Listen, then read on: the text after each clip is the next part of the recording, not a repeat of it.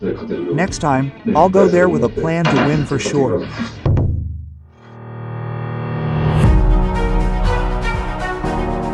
Pinagkakaguluhan sa Japan ngayon ang kamakailan lang na interview ng kababayan ni Kyonosuke Kameda na kung saan ay dito maraming mapasabog itong si Kameda sa paparating na laban kontra yan kay John Riel Casimero. I want to have a good match and end it with a win. Sisiguraduhin hindi siya matatalo kay Casimero kaya lumipat pa siya ng gym para mas mapapaganda ang kanyang pagsasanay. Casimero, pinahiya nga ba? Narito ang buong kwento.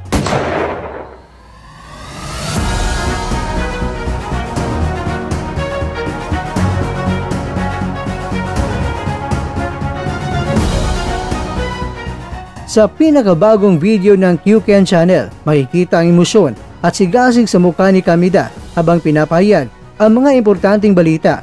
Matagal na raw niyang hinihintay ang laban na ito at ngayong napili na ang susunod na kalaban. Ito ang magiging hamon na magbibigay ng panibagong direksyon sa kanyang karera. Bukod dito mga kwento, isa sa mga pinakauna inihayag niya ay ang kanyang pagpapalit ng gym. Isang hakbang na hindi basta-basta sa isang atleta. Sa video, ipinaliwanag niya ang dating gym ay may mga limitasyon sa coaching, kagamitan o resources para maabot ang susunod na antas. Sa kanyang bagong gym, pinangako niyang mas matitibay ang training support, mas advanced ang mga kagamitan at mas malawak na network para sa promosyon ng laban. Inamin ni Kameda na siya ngayon ay napaka-excited sa paparating na laban na siya ay galing pa sa dalawang laban na sunod-sunod siyang natalo. Ang tinutukoy niya dito mga kakwento ay ang laban niya kay Luis Neri na natalo siya via technical knockout at kay Alan David Ray Picasso Romero na natalo siya sa desisyon. Kaya dahil sa taong ito ay may isang laban na siyang natitira kaya ibubuhos siyang lahat para manalo kaya hindi niya matanggap na matatalo siya ng 3 sunod-sunod kaya gusto niya ng isang magandang laban at sa huli ang mananay ay walang iba kundi siya. Umamin naman si Kameda na itong si Casimero talaga ay isang malakas na boksingero at ang estilo nito ay parang magkaintulad lang sila ni Neri. Pero may nakita siyang buta sa estilo ni Casimero kaya masasabi niyang siya talaga ang mananalo sa laban na ito. Solidong strategy raw ang ihanda ni Kameda kay Casimero kaya nga siya ngayon ay bumalik sa kanyang dating gym dahil sa gym na yon ay kanyang nakasanayan na mula noong bata pa siya. Kaya talagang isang paraan nito para mas mapapalakas pa siya lalo. At marami pang mga boksingero doon na pwede pa niyang makasparing.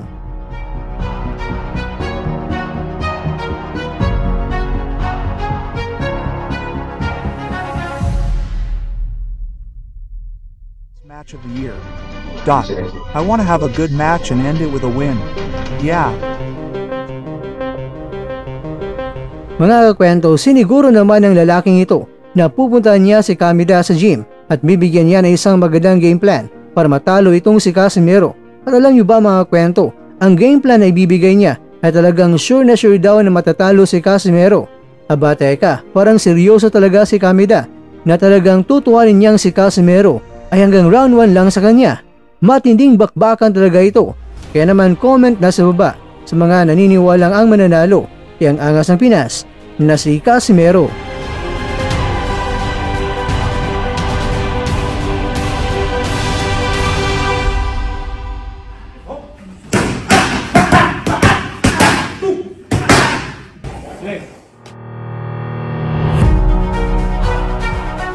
Napakainit na eksena sa Japan nang si John Riel Casimero ay nagpakawalaan ng mga nakabibinging suntok sa pads sa gitna ng kanyang matinding ensayo.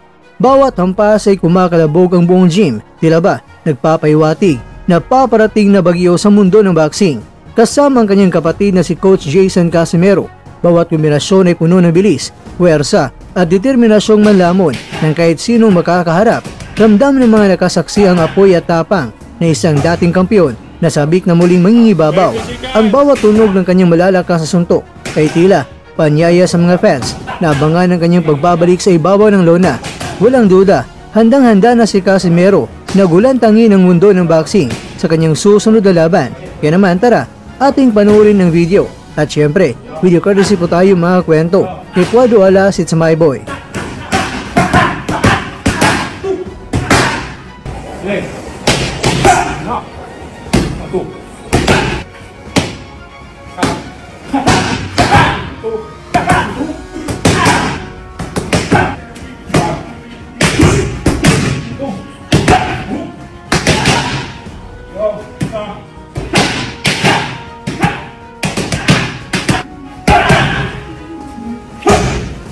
30 seconds.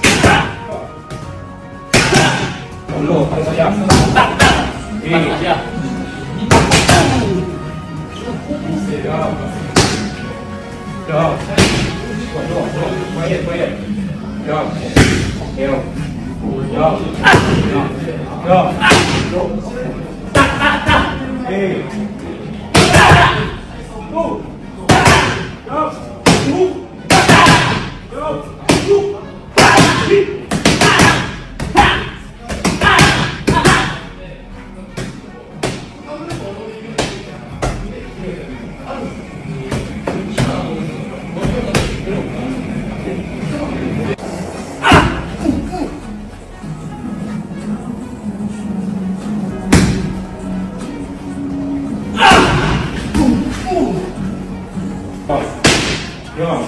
30 seconds.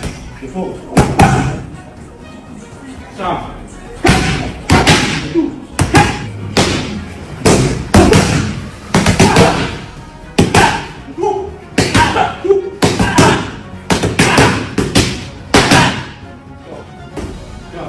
Tempo.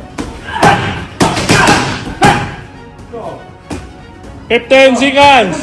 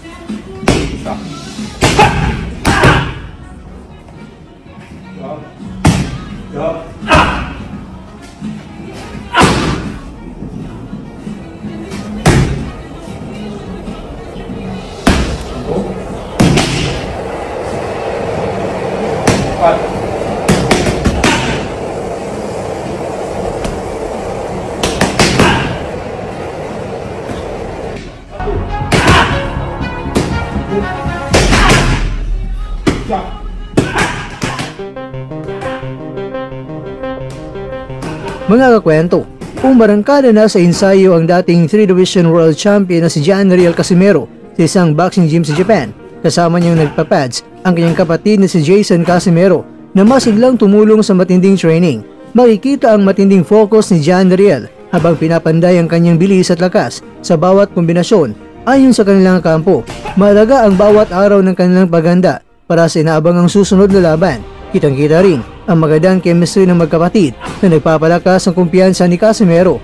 Patunay ito na handang-handa na siya na muling patunayan ang kanyang husay at galing sa ibabaw ng lona.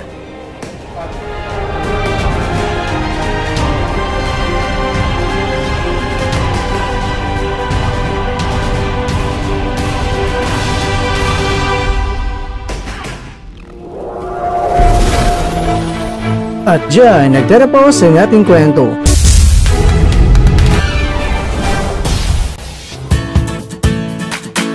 Maraming salamat mga kakwento sa inyong panonood. Pero baka naman mga kakwento ay nagustuhan niyo po ang kwento natin ngayon. Baka pwede niyo po akong mabigyan dyan ng like, subscribe at pa-click na rin sa bell button.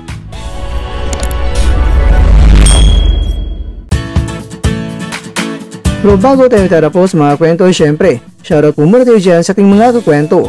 Kay kakwentong John Orin, kay kakwentong Kalsada Moto TV, kay kakwentong Joren De Los Santos, at kakwentong nanonood ngayon, shoutout sa iyo dyan. Bueno, dito na po muna ang ating kwentuhan at abangan na po ating susunod na video. At dito na po yan sa isang channel na kung saan maaring ito'y mga kwentong di pa na kwento sa inyo.